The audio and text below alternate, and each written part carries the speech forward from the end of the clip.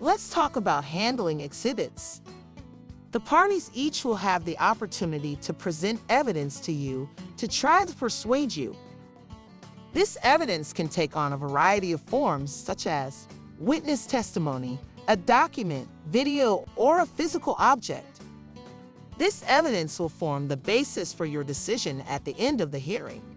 An attorney or self-represented party must move something into evidence before you can consider it. Evidence typically comes in through a witness, unless the parties agree that it can come into evidence for you to review.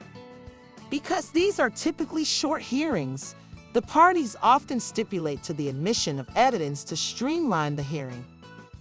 The evidence that you are most likely to see are things like contracts, medical records, bills or invoices, pictures, maps, and the like. Did you and the defendant get into an agreement regarding the sale of your car? Yes, we did.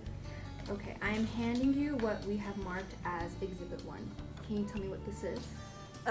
Yes, this is the agreement that Caleb and I signed on June 1st.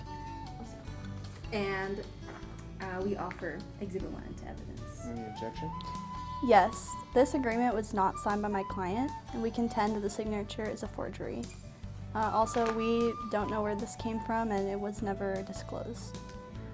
Here's our Rule 26.1 disclosure statement. Page 3 identifies this agreement as you see identified by the Bates number, and this is the contract we are saying about.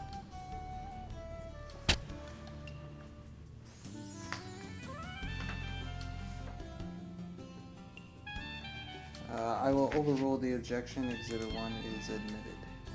A common objection to evidence is foundation, meaning the witness is not qualified or knowledgeable about the document and cannot provide the proper foundation to admit the document. If an attorney is attempting to use a document or information without having timely disclosed that document or information to the other side, it should be excluded. You should remind the parties to have their disclosure statements handy to resolve these objections. You should consider reviewing Rule 26.1 of the Arizona Rules of Civil Procedure in advance of the hearing. While the arbitrator is generally expected to follow the rules of evidence, those rules are relaxed for these arbitrations. You can admit documents into evidence over the objection of a party and state that you will admit the document, and the objections will go to the weight of the evidence. Can you please identify what we have marked as Exhibit 2? Yes, this is a memo that I drafted summarizing our agreement about the car, what it was, and how Caleb breached it. Okay. I move Exhibit 2 into evidence. Any objections? Yes, hearsay. Overruled. Exhibit 2 is admitted. I understand that hearsay objection, but I'll give it the weight that I think it deserves. Please continue.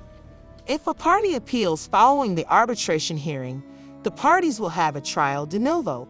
That means the parties will have a new trial, and you do not need to retain these exhibits for further hearings, or otherwise worry about formally marking the exhibits in any way, as they are introduced and admitted.